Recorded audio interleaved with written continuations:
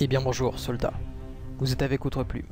Aujourd'hui, je vais vous parler d'un projet qui m'est venu début avril 2021, le mode de jeu Trinité Tactique. C'est un mode de jeu stratégique, avec 3 équipes, 3 bases, qui mêlent plusieurs modes de jeu de guerre. Capture de drapeau, domination, élimination. Voici l'exemple d'une carte type pour ce mode de jeu. On va pouvoir se concentrer un peu plus sur les détails. À chaque bord de carte, il y a donc une base, avec un socle de drapeau et au centre, une zone de domination, qu'on appelle aussi la colline. Chaque membre de l'équipe va commencer le jeu au niveau de son socle de drapeau. Ils auront alors 3 choix qui s'offrent à eux. Récupérer le drapeau ennemi désigné, défendre son drapeau face à l'autre équipe, ou contrôler le centre de la carte. En effet, à l'image de Poule Renard Vipère, une équipe ne peut capturer qu'un seul drapeau désigné. Ainsi, l'autre équipe est considérée simplement comme votre équipe prédatrice, qui doit récupérer votre propre drapeau. L'intérêt de ce mode de jeu, c'est qu'il y a 3 manières de gagner.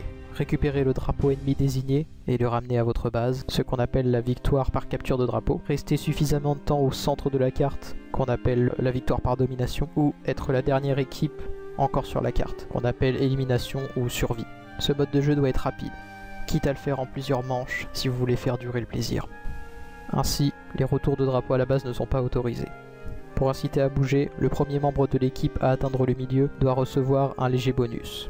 Pour modifier un petit peu la carte, il convient d'ajouter des obstacles qui doivent être symétriques par rapport aux 3 bases, mais qui permettront de changer un petit peu le terrain et obliger les équipes à s'y adapter. Une autre idée pour la zone centrale, c'est qu'elle puisse continuer de fournir des bonus pour qui contrôle la zone au lieu de marquer des points. Il y aurait alors une sorte de dilemme entre marquer des points pour aller vers la victoire ou essayer de se rendre plus fort pour continuer de conserver l'avantage. Je me suis dit que le mieux pour représenter ça, c'était d'avoir des hexagones pour conserver et calculer les bonnes distances de chaque base par rapport au drapeau et pour du coup faire des cartes plutôt symétriques. Et ensuite faire en sorte d'avoir du tour par tour en donnant à chaque tour qu'il y ait un membre de chaque équipe différente qui joue. Dans une future vidéo, je présenterai comment j'implémente ça avec des règles du jeu. Au-delà de ce mode de jeu, j'ai reproduit et testé ça avec des joueurs en y ajoutant des règles pour en faire un jeu de société. On en profitera ainsi pour résumer le mode et en même temps donner un exemple concret de comment on peut y jouer. En attendant, n'hésitez pas à vous abonner, à mettre un j'aime. Ce sera tout pour cette fois soldats. A bientôt, terminé.